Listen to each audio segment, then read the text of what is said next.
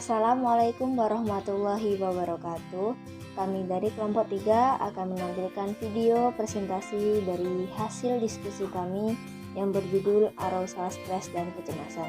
Sebelumnya, saya akan memperkenalkan kelompok kami. Yang pertama adalah Riko Setiawan, yang kedua adalah Akbar Hidayat, dan yang ketiga adalah saya sendiri, Nafia Wijayanti. Baiklah, materi yang pertama akan disampaikan oleh Riko Setiawan. Kepada Riko Setiawan, dipersilakan. Oke, assalamualaikum warahmatullahi wabarakatuh. Perkenalkan, nama saya Riko Setiawan, NPM A1H020001.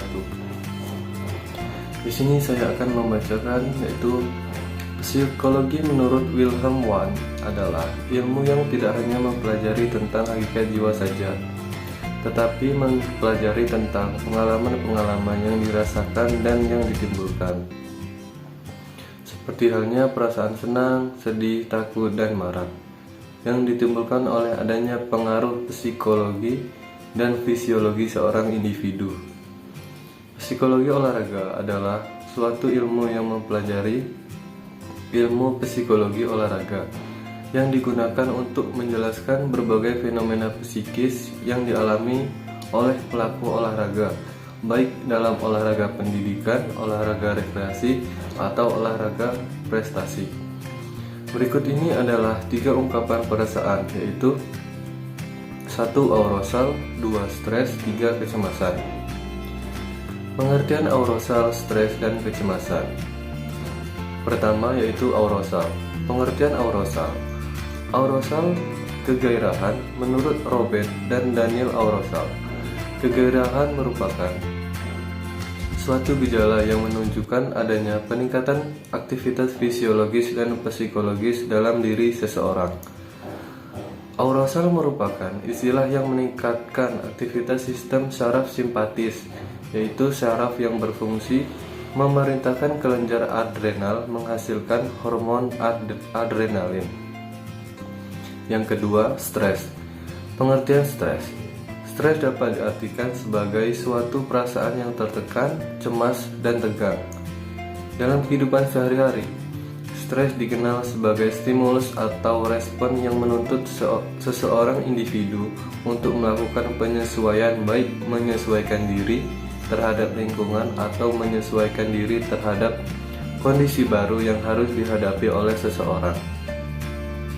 Oke, baiklah, mungkin itu saja materi yang bisa saya sampaikan. Saya kembalikan ke moderator.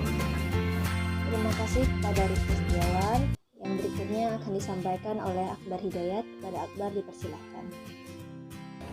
Saya Akbar Hidayat akan melanjutkan presentasi dari Riko Setiawan. Kecemasan merupakan suatu ketegangan mental yang dapat terjadi di dalam tubuh manusia disertai gangguan tubuh yang menyebabkan individu tersebut merasa tidak berdaya dan mengalami kelelahan. Dan ada pula cara pengendalian arousal, stres, dan kecemasan. 1. Pengendalian arousal. Biasanya, arousal atau kegairahan ini dapat dikendalikan atau dicegah dengan cara membuat catatan-catatan kecil seperti catatan denyut nadi. Dengan catatan ini, kita dapat mengetahui tingkatan arousal seseorang. Yang kedua, pengendalian stres. 1. Merencanakan masa depan dengan lebih baik. 2. Memotivasi diri sendiri dengan menerima diri sebagaimana adanya. 3. Melakukan sesuatu berdasarkan kemampuan dan minat. Dan keempat, selalu bersyukur dan berpikir positif.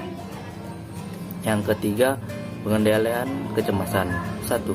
Pengendalian diri dengan selalu berpikir positif dengan apa yang dialami.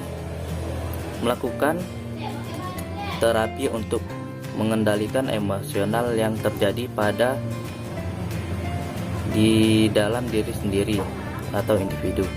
Yang ketiga, berolahraga atau melakukan aktivitas ringan yang dapat mengurangi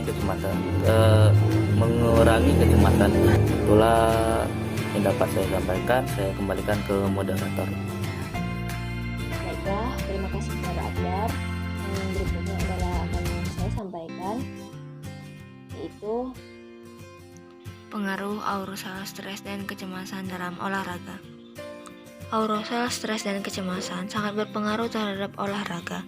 Seperti ketika seorang atlet yang akan mengikuti suatu pertandingan, maka ia akan dituntut untuk memenangkan pertandingan tersebut, dan dengan adanya faktor dari luar seperti banyaknya penonton atau pihak lawan, hal ini dapat menyebabkan atlet tersebut mengalami stres dan kecemasan, sehingga akan sangat berpengaruh terhadap atlet ketika hendak bertanding. Di dunia olahraga, aktivitas psikologis ini dialami pada saat atlet akan melakukan suatu pertandingan yang akan mempengaruhi aktivitas fisiologis tubuhnya karena adanya faktor eksternal dan internal yang terjadi dalam tubuh seorang atlet tersebut.